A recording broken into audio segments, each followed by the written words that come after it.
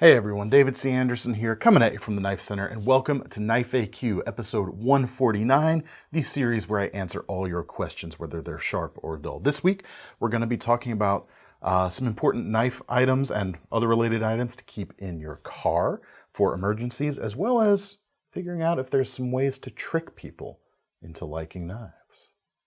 Let's get into it. All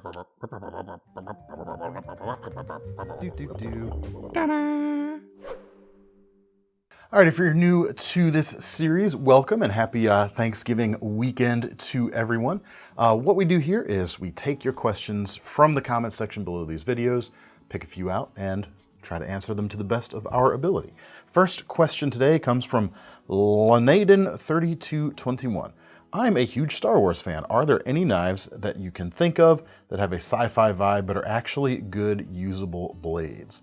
I'll go you one better than sci-fi. We got some actual like Star Wars inspired stuff here. The only real explicitly, Star Wars-y marketed knives out there that I can think of are actually from Microtech. So they're OTF knives, double action automatics. So they may or may not be appropriate for you where you live, but they're really cool and deserve checking out. And I've got some other options here that kind of back into a Star Wars look. But first off, they're a Bounty Hunter series of knives. This right here is the UTX 70 knife. They make this, the Bounty Hunter is essentially just this finish, and they apply it to knives across their range, from small ones like this all the way up to their Combat Troodon, which is what, like almost a 4-inch blade, 3 3/4, something like that. It's not the front sword. Well, yeah, I wouldn't quite go that far, but these are fun. They've got that Boba Fett coloration, and like the classic Boba Fett coloration, with the pre-distressed kind of battle-worn finish on them. And it's still a Microtech. You still got good steel, you still got good action, and cool little blades. They also do knives as Sith Lord or Jedi Knight variants, because, an OTF is as close as we can get, really, to a lightsaber. So this is like extra perfect. The Sith Lords obviously come with the red blade, the Jedi Knights with a blue or a green, depending on which model. This model is an Ultratech. Prices on these tend to run a little bit higher. Actually, this is interesting. The Bounty Hunter variations, I think, are even more sought after by collectors and fans. So this right here is an expensive knife, $405. This larger Ultratech is $370. So you could go that way if you want. They also make dedicated like Stormtrooper and Sandtrooper versions of knives, and it's basically just different colors placed on their knives. But that Stormtrooper idea is something you can kind of look at, seek out and find other places, even without it being explicitly called that. And as such, you're going to have a better selection of items and some more affordable items too. And I'm going to show you the two in particular here that I'm going to start off with are budget friendly, maybe not cheap, but certainly quite affordable or quite attainable in some cases anyway. And are great, you didn't mention a budget, so I'll give you these as options for you, but also these are great options if you're trying to get someone into the knife hobby who happens to be like a Star Wars, I almost said Star Trek, which I also like, anyway. Get them into the knife hobby, kind of a trick, so to speak, that I alluded to there at the beginning, but... Like a mind trick? Like a Jedi mind trick. Good job, Thomas. Well done. These may have a strong influence on the weak-minded, but that's okay. First, both of these knives, the QSP Canary and the Real Steel Sacra, are available in black and white handle variations, and both of these knives I placed just a couple weeks ago. We did a video on the best knives of 2023, or actually the cheap ones, and these are two of my favorite knives to be released this year, and you can get them both in this configuration. The Canary is awesome. It's $42, 2.84-inch blade, excellent 14C28N steel, which is alphabet soup to most folks, and if you're getting someone into the knife hobby, it's not going to mean much to them just on the face of it, but what it means is you've got pretty good edge retention, very good toughness, and stainless qualities as well.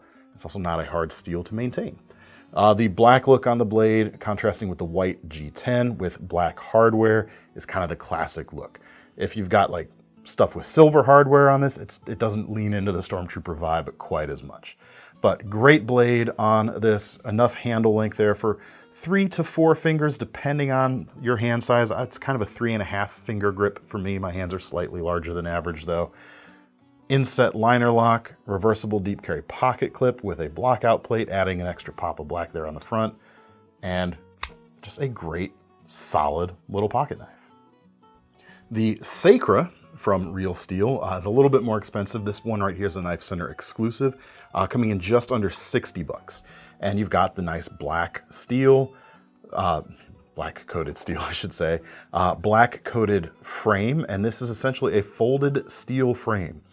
So it's quite durable. There's no pieces holding two sides together like you see there on the QSP, and very stable, very cool.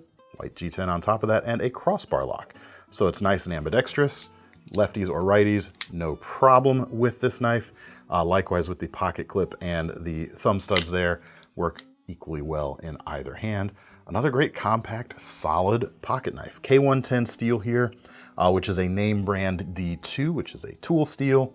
Very good edge retention, not super high on the toughness, also not stainless, but very good edge retention at this price range for sure.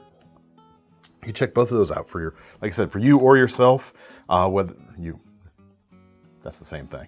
Yes. Whether for yourself or someone else, I mean, like I said, great gift option this time of year.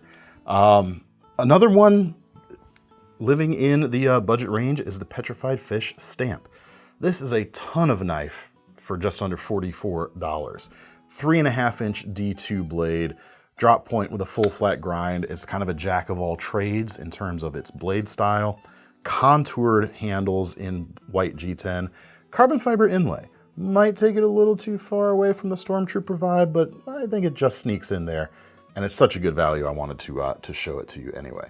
Definitely right-hand biased in terms of the lock and the pocket clip here on this case. But fantastic, fantastic value. Great flipping action. I haven't flipped it yet. Let's do that.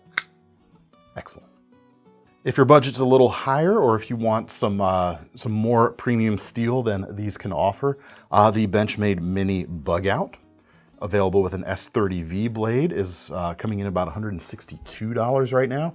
Sub 3 inches, S30V, very, very good edge retention, and of course, stainless as well. Lightweight white grivery handles. Can never figure out whether it's grivery or grivery. A little harder to flick open and closed in general because it is so much lighter than something like the Sacra here. As you can see, that flows very easily.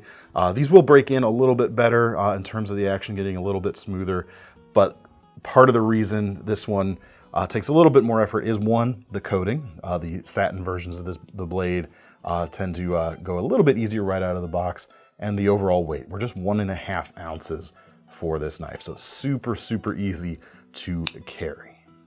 If you want the more premium steel and a more premium feel, check out the SOG 10XR. This is such a cool knife and definitely leans into those Stormtrooper vibes. 300 bucks though, not an inexpensive knife at all. S35 VN steel, edge retention similar to the S30V we just looked at, maybe a touch less, but more toughness to boot. So a little more forgiving in terms of abuse. White aluminum handles, reversible deep carry clip, that excellent crossbar lock right out of the box. I mean, that feels great. And this has a little bit more kind of shiny vibes to it that I think really sell the Stormtrooper look even more than some of the more matte colored stuff that we looked at here. So check out those. Hope that helps. Next up, Cesario's 4349. Hey David, looking for a good knife to keep in my car for survival purposes. Good glass breaker and a razor sharp blade to cut through seat belts with ease. So this is it's a funny thing to me. It kind of jars me out of my lane a little bit. Driving reference. Oh, that's stalled. Anyway. Usually when we think of survival in terms of the knife world, survival knife is a genre that doesn't encompass other things that actually help you survive. Like if you're in a car wreck and you need to get out to survive, a quote unquote survival knife is not usually the best thing. So we'll get to this. I'm getting roundabout to my suggestions here. First off, those two things, a good glass breaker and a razor sharp blade to cut through seat belts, the best thing to use in this sort of situation, in my opinion, is not a knife. In fact, we did a whole video a couple years ago, I think now, of good emergency supplies, tools, and gadgets and stuff to keep in your car in the event of an emergency or even a quote-unquote survival situation. And I even stated in that video, and it's painful to say so as the KnifeCenter, that the knife is one of the least important things, or of lesser importance than some of the other things in the hierarchy. I will have a knife suggestion for you, however. But first, here's what I would personally recommend. Here's what I do myself, actually. Well, let me show you one that's in the packaging. This one is mine, but the Rescue Me keychain, what do they call it anyway? The keychain car escape tool. I always call it the Rescue Me. These are inexpensive. Let's see, price on it, 13 bucks. A couple different colors can be had. It sits on the key ring in your knives, and even though a lot of newer cars these days, you don't actually have the keys sticking in the ignition right there, it is easier to keep this at hand, easier to get to, rather than a knife in the glove box or in the trunk of your car. If you get in a wreck and you're pinned, you might not be able to get to the glove box or wherever the knife is stashed. But something like this, you pull off of the key ring, just a nice sharp tug will do it. You've got a seatbelt cutter right there and a spring-loaded glass breaker. Very, very inexpensive, and as soon as I found out that these were a thing, I've had one on my keychain. This is my second one, but my first one lasted me maybe about a decade before it kind of wore out. I never have had to use it, but eventually, like the spring, I don't know, something gave way. It gets jostled around with your keys a lot, so things are gonna wear. In fact, the edges themselves kind of start to look eroded. But my first one, like I said, lasted me about a decade for a $13 cost. That's great. And it is gifting season. We got to talk about stuff like this. Fantastic stocking stuffers to give to folks. Anyone who drives or anyone who rides in a car. I mean, come on, $13 peace of mind is pretty great. The other thing you could do for $14, there's another option here. CRKT makes this. This is the Russ Kammer designed exit tool. And again, the most important thing when you need a seatbelt cutter and a glass breaker is the ability to get to the device. This is designed to clip onto your seatbelt and live there all the time until you need it. You could put this on every seatbelt in the car if you wanted to.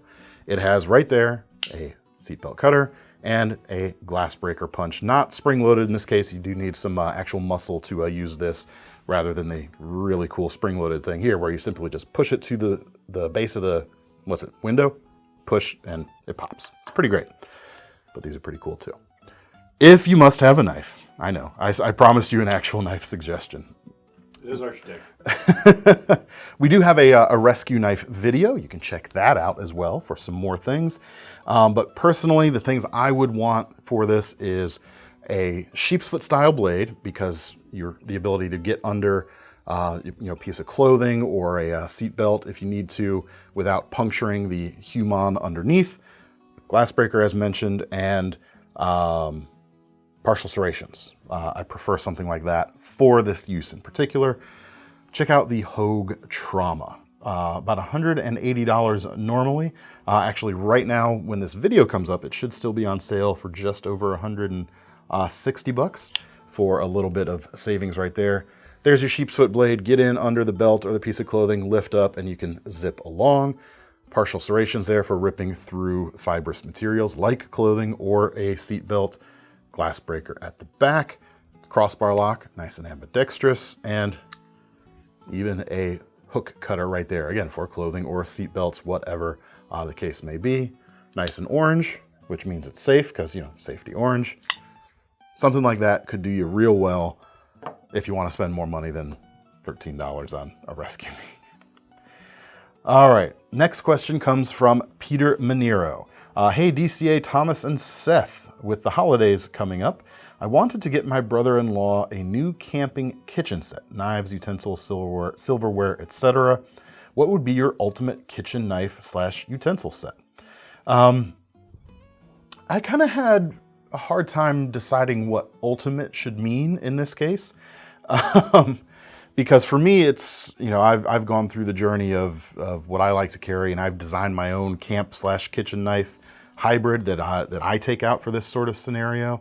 But ultimately, there's so many good things in a way. We also did a video on this in a way as well. The best camp knives has a section devoted to camp knives that do food prep stuff. So we'll also leave a link to that video. You could go check that out. But in the spirit of, the gifty vibes, I got a couple of things for you. First, this is kind of getting to the same vibe I was thinking about here with the car question. There's in our mind, what's the cool thing versus what's the actual appropriate thing. The cool thing there is the knife. The better thing there is actually the little $13 keychain doodad, right? Right tool for the right job, so to speak. For the camp kitchen use, camp food prep, there's all kinds of different silverware options out there. It's kind of hard to pick. There's all kinds of camping utensils out there. There's thrift stores, honestly. I've gotten a lot of stuff that I take camping as stuff that I picked up for like $1 at a thrift store. I was like, oh, that spatula is good enough. I'm going to take that out. But the real thing you want, if you're not going to have a fancy knife, a dedicated camp kitchen knife or camp/kitchen knife, whatever you want to call it, is a cheap food service rated chef knife. Victorinox is a classic option, their Fibrox line. Right now though, on sale for like $30, you could get this Henkel's Twin Master 8-inch chef knife. Several handle colors are available. It's inexpensive. It does the job great. It's easy to clean because of the nature of its build right here. Crevices and seams are virtually non-existent. So it's very, very sanitary. You get a Victorinox blade safe to clip over this for like $6 or $7. I think those run nowadays. Actually, I don't remember. I didn't check the prices beforehand. That's the ultimate in terms of actual utility and usability. It's not fancy, but it kind of shouldn't be. It's also like that same sentiment of sometimes I think the best machete for the money is like the $12 Tramontinas you can get because you're not afraid to actually use them. Digressing a little bit. I feel like I'm coming across as sort of judgy or judgmental. And I don't mean that to be the case. I'm just kind of trying to share what I've kind of arrived at over the years. But in the spirit of gifting season, I do have a couple options here for things that feel gifty. And I'm not sure exactly what I mean by that, but there's a gadget factor and a cool factor to these things that I think make them cool. Make them something that'll be appreciated as a gift genre thing on Christmas Day or whatever holiday you happen to celebrate. First, we've got knives and we've got utensils and cooking implements as well here. The Gerber Complete. This is a really cool set. It's like $33 and it's actually 4 implements, all stacked up right here. Pop it out. You have a small cooking spatula with a silicone edge. I think it's silicone actually. Let me make sure about that. Yep, silicone edge, which is great. Very resistant to high temperatures. Slightly serrated on the other side to help you cut through stuff maybe in the pan a little bit. So you've got a little bit of a flipper cooking utensil there. On the back side of it, you've got this multi-use implement that has a vegetable peeler with sharpened edges right there on the inside, can opener, serrated line cutter, and bottle opener all in one little tool. And then for me, this is what I like. Not a spork. You've got a fork, even though it's a kind of sporky looking fork, and an actual spoon. For me, I've tried sporks over the years and I always felt like I wanted an actual fork and an actual spoon. If you're going ultralight camping, ultralight hiking, you might feel differently, but for me, I can usually afford the weight of a dedicated implement, fork, and spoon, so I like that. These are aluminum. They are still plenty lightweight. They're on the thin side to keep things that way, but really cool that you've got all of those options right there. Pairing these, of course, you will want to have a knife. And for the grand price of just over $14, Ontario's Camp Plus line is really cool. This is their folding santoku. They've got a folding chef knife, a folding serrated bread knife, as well as some EDC. The Camp Plus EDCs are also available. That's kind of not applicable to this question as much. These things are cool. Simple stainless steel blade, $14. Who cares in a way? As long as it holds an edge and is hardened properly, it'll be fine. And thin injection molded handles there with a lockback. Torx construction, so it's actually adjustable. It's something you can take apart to clean if needed, and anything folding like this that you're going to use in camp is going to need to be cleaned in order to remain sanitary. That's something where, quote unquote, the right tool for the job doesn't suffer in the same way. But that's not nearly as cool as this, is it? I mean, this is just, there's a fun factor to something like this and an item like the Complete here that sets it over the top a little bit when it comes to figuring out the right gift for someone. All right, now we come to our lightning round for today. First question from Jeremy 2. Hey, David, why are dive knives blunt-nosed blades? Well, it should be said that there are dive knives out there that are not blunt-nosed, but as I understand it, the reason for like this, what you see here on this Atomic Aquatics TI6 dive knife, it's twofold. One, you think of prying. You're underwater, you want to like poke and prod at some stuff. There is that element, but as I've kind of been taught over the years, not that I am a diver or have ever engaged in this, just in the process of listening to experts over the years, even more of a consideration there is trying to avoid self-injury. Think about it. You're underwater. It's, your body's not always used to maneuvering in underwater in the same way it would be above water. So you may be super experienced using a knife. Put yourself underwater, it's going to feel super different. So something that is going to, give you that little bit of extra peace of mind as you're moving around to keep yourself from, bloodletting into the sea and attracting those pesky sharks, don't you know? Anyway, prying and keeping yourself from bleeding. Those are the primary reasons as I understand it. Next question comes from Rigziva HC 4002. Are they trying to just come up with crazier and crazier names? ADCA, is it true that when gifting a knife, we should include a coin along, or else it's bad luck? And so any other knife superstitions? Yeah, the coin thing is kind of, it is a superstition. So is it true? I mean, if you believe it, then maybe it is.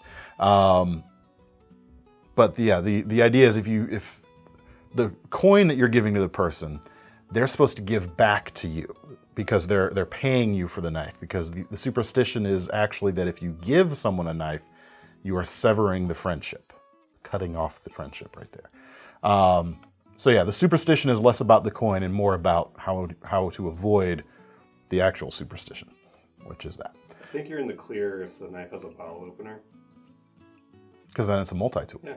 And it's not a knife. Exactly. Right. All right, so let's see. Do we have any multi-tools on the table? Well, this doesn't include a knife anyway. That's the but it is multi-tool. Yeah, no other multi-tool. Think of the symbolism a spatula throws.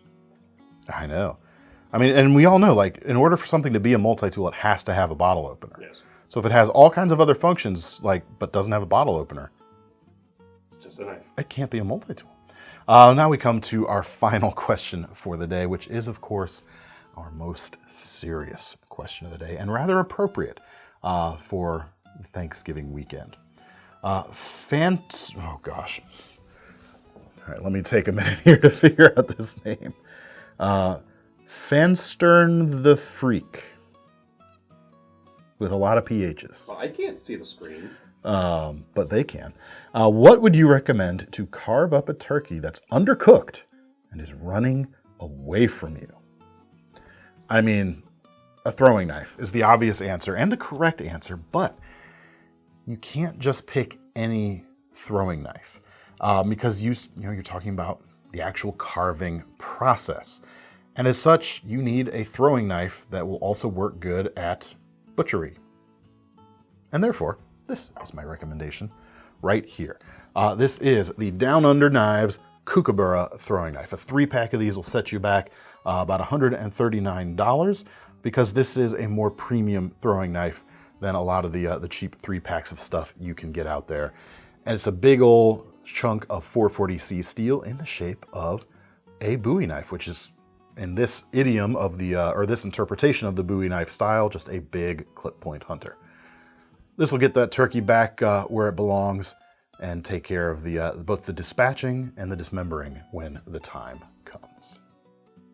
All right, that's all we've got for today. Thanks for everyone's questions. Again, if you've got a question and you want us to consider it for a future episode, please leave it in the comments below. If you've got any alternate or better answers than I had here today, we'd love to hear those as well down in the comments below. And to get your hands on any of these items, check out the links in the description to take you to KnifeCenter.com. Where don't forget about our long-running Knife Rewards program, where during gift-giving season, whether you're buying something for yourself or someone else, you'll earn some free money to spend on a future knife. I'm David C. Anderson from the Knife Center. That's Thomas behind the camera, and we're signing off. See you next time. Subscribe.